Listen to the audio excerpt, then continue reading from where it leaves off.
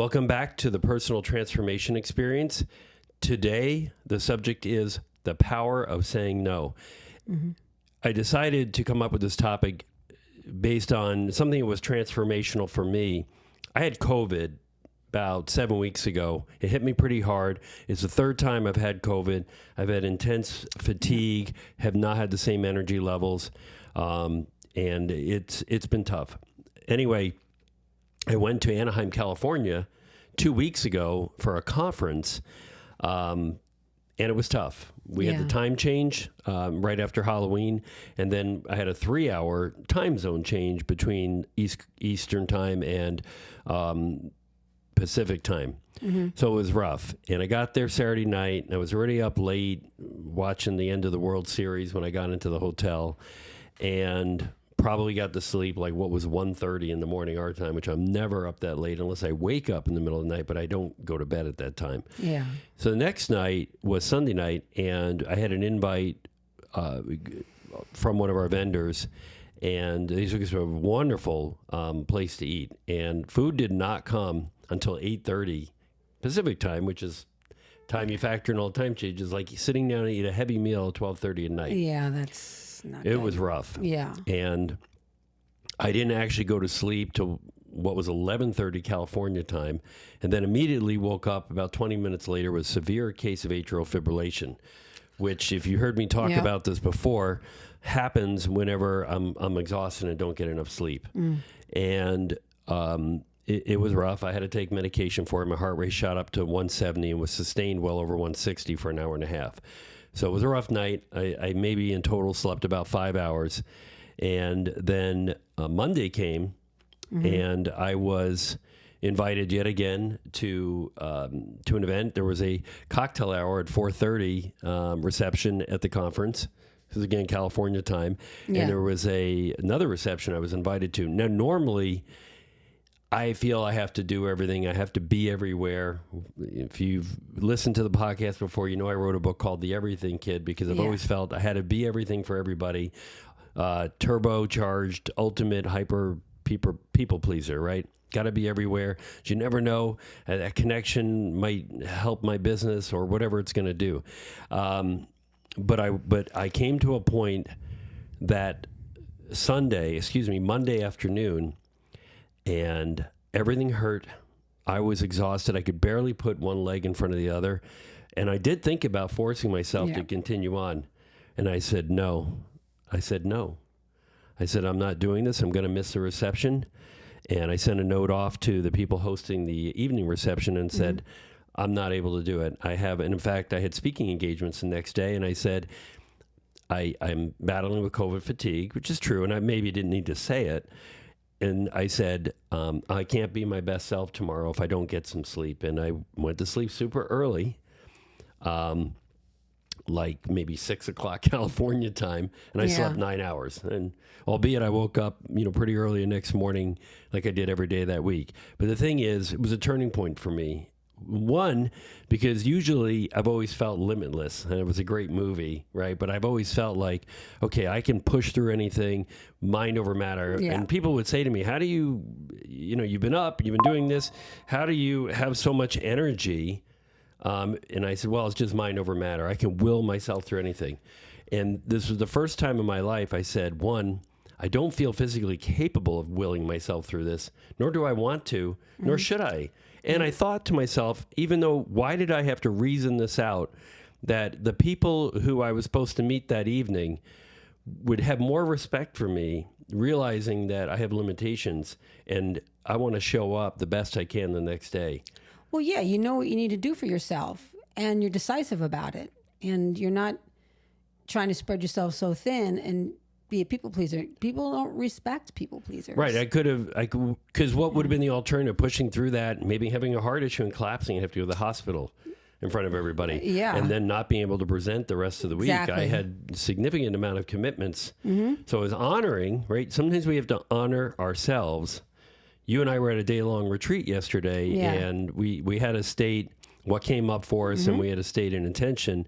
And for me, what came up for me is not prioritizing my own health and well-being.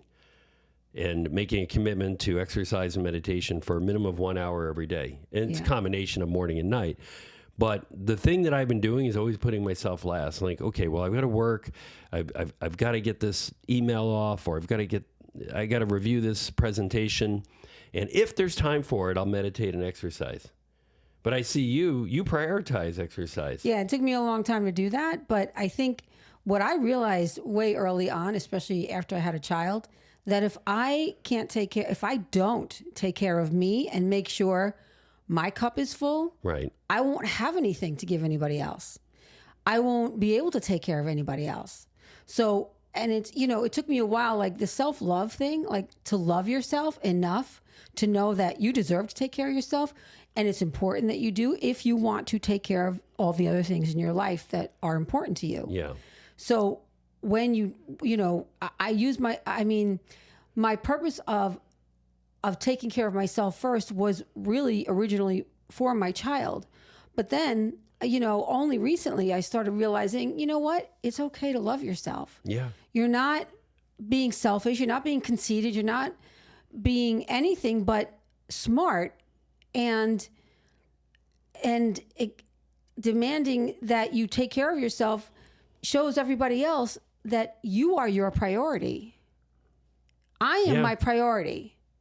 And if I don't take care of me, nobody else will. If I don't love me, then nobody else can.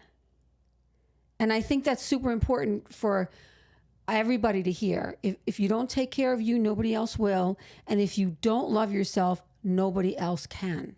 How can anybody love you if you can't love yourself?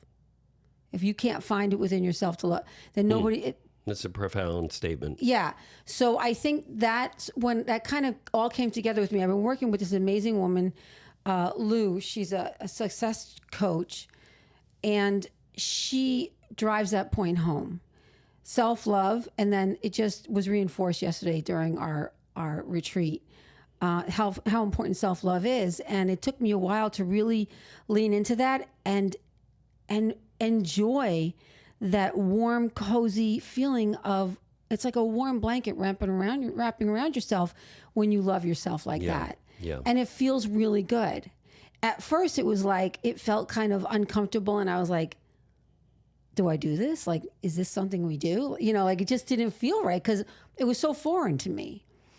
I didn't grow up in that kind of environment. But yeah, when you love yourself, you're not punishing yourself. You're taking really good care of yourself. And when you do that, your cup is overflowing. And when it overflows, guess who gets the benefit of that? Everybody around you. That's your best self. And that was my comment. That is my best self. I can't be my best self if I go out tonight. Right. And so you realize that in that moment. But I think embracing self-love is so crucial. I don't know if that's the next step. I don't know what comes first, the love, or knowing that when you take care of yourself, everybody else's needs can be met easier by you, if that's what you need to do. I just recently took a job where I'm in a clinic working with individuals on the autism spectrum, and I have to be my best self with them. I need to be I need to be focused. And so the more full I am with what I need, the more I take care of me, the more I have to give to everyone. And so that, and having a child, really kind of cemented all that. It just took me a little longer to really embrace the self-love piece, but saying no is a big part of that. Well, we weren't brought up that way. No. We weren't allowed to say no to our parents. Yeah. Our parents didn't give us the autonomy to say, I don't feel like doing that. No, you weren't allowed to say no in my house. Right. That Me was a neither. big trigger for me too. When we were raising our kids, for our child to say no, I was like, how do you do that? How do you allow a child to say no? They don't have a choice, right? Because because I didn't have a choice. So I didn't understand how children were allowed to say no, which is ridiculous. Children need to have that agency and be able to make choices. You can say no. You can be allowed. You're allowed to say no. And it's so important for you to make sure your child knows how critical no is and to respect no. No means no, right? I didn't want to raise a a child who grew up and was in a sticky situation or a situation and just wanted to please everybody. If she felt uncomfortable about something, I wanted her to stand strong, be comfortable in her own feelings, know that they're valid and real, and that it's okay to say no and not have to worry and not be concerned about what anybody thinks about it. Right. Don't give in to the peer pressure. That's what I get caught up. Expectations. What people expect you to. And I heard that when I was younger, especially in the religious community that my father had us in. Well, other people are looking at you. They're looking up to you. You are a role model for the other men in this church, right? So there was a lot of pressure. Like, well, if the young men in this church are watching everything you do and they're going to copy everything you do, that's a lot to put on somebody. That then I'm living not for myself but for hundreds of other people, and what they're looking at. Now there is some case to be made for representation and leadership. You represent an organization, it's customers, it's employees, but that's a little bit different than you having to be perfect, right, and be a role model for people that's too much pressure. And so you can't be who screw you up. are. Yeah, you can't screw up. I wasn't allowed to be authentic, so it goes back to authenticity. And actually, if you go to my LinkedIn profile, that's one of the things that I consider. I consider myself to be innovative and collaborative, and also authentic. But I have to live that, right? And it means that there are going to be times where I'm going to say I'm not doing that. And I realize in the work environment, I don't remember a time where I've ever told my boss I wasn't doing something. Wasn't taking, when I was in retail, I took stores, I never said no. I took assignments, I moved to different people in my career, and I never said no to that. But I would today. I would today if there was something that I felt, one, didn't benefit me or would set me back professionally. Or would set my team back, or set me back financially. There are things. No, I'm not going to do anything for whatever, for money or whatever it is. And I feel like you have to have pride in yourself too, and you have to believe enough in yourself to know there's certain things that you're just not willing to do. Have integrity. Integrity. Right? So having integrity, being genuine, and being authentic means saying no. And I've never said no in the workplace, so who knows what will happen, right? I've always been afraid, well, if I say no, this could happen. But I haven't said no, so I don't actually know what would happen. Yeah, it's interesting. I when I interviewed for the job that I have now, she asked me a question if I was willing to do something, and I'm like, no. Like I didn't even hesitate.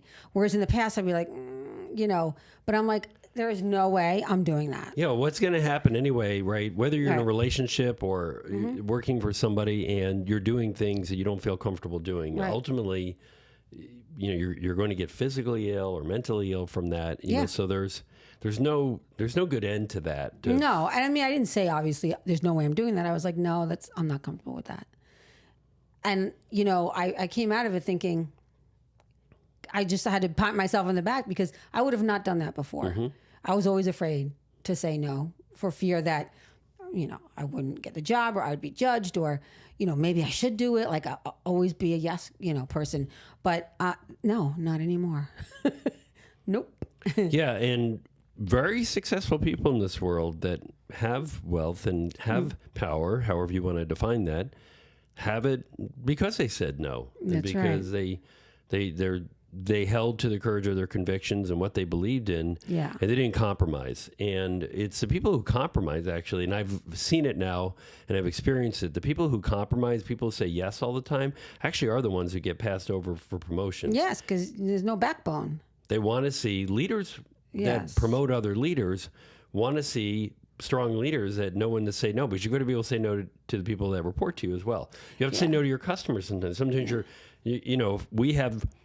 Where I work at a credit union, we have 83,000 members. If every single one of them, we don't answer to every single member and say, okay, we'll make that happen for you. No, it's not possible. Can't. Yeah. That's a sturdy leader. Sturdy leaders hold their boundaries in a way that doesn't disrespect, but it holds the boundary. You hold that boundary and you don't have to say yes. You can do it in a way that the other person doesn't. Well, holding a boundary means the other person does nothing. You hold the boundary. That's your job. Right. Like you having a boundary, the other person does nothing. But you make sure that you uphold that boundary. And if they don't like it, this is your boundary. Like you hold that boundary and they don't have to like it. We're not here to make people happy. If that's the right. We can't make anybody else happy, nor should that be our business, right? People's happiness is their own. Yeah. Now, I'm not saying we go out of our way to make somebody's life miserable, but if our concern in saying no to a request we've been given is how the other person's going to feel, that's a problem, because number one should be a concern about how we feel, how I feel about the decision. Yes. Not how the Because other then you're not person- being authentic and true to who you are. And nobody likes somebody who's disingenuous, right? So if you're not being authentic and true to who you are, and you're saying no and you're saying yes when you mean no, that's confusing.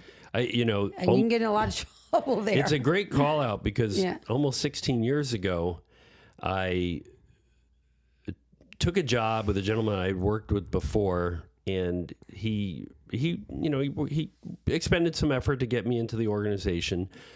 And I was there probably 6 weeks when somebody who used to work for me recommended a job at the last credit union I was at. And it was a job leading people, which I wanted to do. I was just temporarily out of a leadership role, and I really wanted to get back into leadership. And she told me that I was the best leader she ever had, and that I am a true leader and need to be true to that, right? But I said, as much as I want to apply for this job, she shared the job with me and recommended I apply for it. I initially said, no, I can't do that. I can't do that to Nick, who was my boss's boss at the time, because he got me this job and I've only been here 6 weeks. And she said, who are you living for? Are you living for yourself or your family, or for Nick? And Nick is not going to, his life's not going to be affected one or the other by your decision. Right. So you need to not worry about anybody else. You need to worry about yourself. Another area where some people have difficulty saying no and setting boundaries is with their family, right?